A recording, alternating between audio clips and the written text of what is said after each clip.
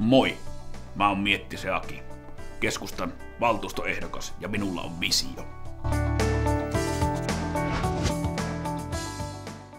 Kylä täyttyy tunneleista, elämä on kaivamista. Toi riimi saattaa vähän vaatia vielä miettimistä. Nimittäin me tehdään yhdessä, sinä ja minä, Jyväskylästä koko Suomen tunnelipääkaupunki. Lutakon tunneli on loistava alku. Tämän jälkeen työmatkalaiset molempiin suuntiin pääsevät tunnelia pitkin, sateella, pakkasella. Me tehdään tunneleista viihtyisiä. Eikä tämäkään meillä riitä. Me yhdistetään Lutakon tunneliin kaikki Jyvässeudun paikkakunnat. Wikipedian mukaan pisin tunneli tällä hetkellä Euroopassa on Mont Blancin tunneli, Ranskassa 11,6 kilometriä.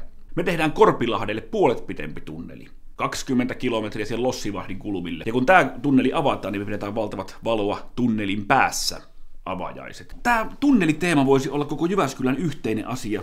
Kaikille uusille jyväskyläläisille tietenkin annettaisiin tervetuliaspaketin yhteydessä oma lapio, oma ämpäri. Ämpärissä Anderssonin Markun hymyilevä naamankuva ja logo kaivetaan yhdessä lapsillemme parempi Jyväskylä. Laittaa sinne mun naamankuvan, noin, ja sitten noin se keskustan logon, niin kuin K+-pallot tollain noin, ja sitten sloganin Aki Miettinen. Enemmän tunneleita, vähemmän järkeä tai jotain sellaista. Ette oikeasti vielä kuvannut.